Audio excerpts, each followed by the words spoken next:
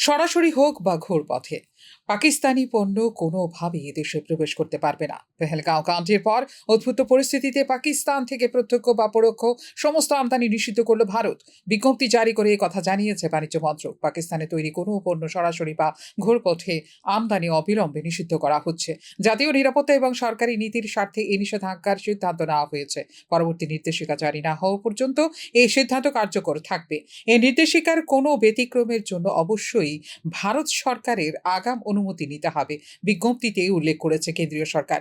আন্তর্জাতিক বাণিজ্য সম্পর্কে ওয়াকিবহাল একাংশের মতে পাকিস্তান থেকে সরাসরি খুব বেশি পণ্য আসে না ভারতে, তবে ঘোরপথে দুবাই হয়ে কিছু পণ্য আসতো ভারতে। বিশেষত পোশাক, মশলা বা ছোট যন্ত্রাংশের মতো কিছু পণ্য ঘোরপথে প্রবেশ করত ভারতীয় বাজারে। ঘোরপথে যাতে কোনো পাকিস্তানি পণ্য ভারতে প্রবেশ না করে তা নিশ্চিত করতেই এই নিষেধাজ্ঞা আরোপ করেছে নরেন্দ্র মোদী সরকার বলে মনে করছেন বাণিজ্য মহল। বস্তুত ২০১৯ সালে পুলওয়ামার জঙ্গি হানার পর থেকে ভারত এবং পাকিস্তানের বাণিজ্যিক সম্পর্কে অবনতি হতে শুরু করেছিল ক্রমশ।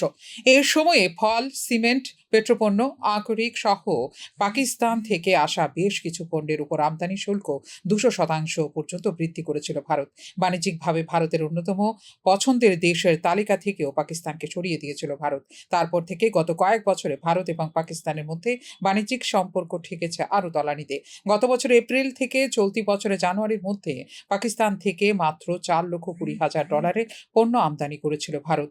এক বছর আগেও যে পরিসংখ্যান ছিল তার থেকে $20 লক্ষ কম মূল্যের আমদানি হয়েছিল ওই সময়ে। পাকিস্তানি পণ্য আমদানির উপর নিষেধাজ্ঞা আরোপের পাশাপাশি পাকিস্তানি পণ্যবাহী জাহাজের উপরও নিষেধাজ্ঞা চাপিয়েছে ভারত।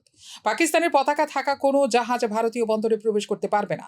একই রকমভাবে কোনো ভারতীয় জাহাজও পাকিস্তানের কোনো বন্দরে যাবে না বলে জানিয়েছে ডিরেক্টরেট জেনারেল অফ শিপিং। গত ২২ এপ্রিল পেহেলগাঁওয়ে জঙ্গি হামলার পরে বুধবার অনুষ্ঠিত হয়েছিল কেন্দ্রীয় মন্ত্রিসভা নিরাপত্তা সংক্রান্ত কমিটির বৈঠক। ওই বৈঠকের পরপরই পাকিস্তানের বিরুদ্ধে একগুচ্ছ কূটনৈতিক পদক্ষেপ ঘোষণা করেছিল নরেন্দ্র মোদী সরকার। তার মধ্যে অন্যতম আটারি সীমান্ত বন্ধ করে দেওয়া। বস্তুত আটারি ও আঘা সীমান্ত ছিল দুদেশের মধ্যে অন্যতম বাণিজ্য পথ। তার পরের দিন ভারতের বিরুদ্ধে বেশ কিছু কূটনৈতিক পদক্ষেপ নেয় পাকিস্তানও। ভারতের সঙ্গে সমস্ত বাণিজ্য স্থগিত রাখার সিদ্ধান্ত নিয়েছে বলে জানিয়েছে Pakistan. Bureau Report, News Now.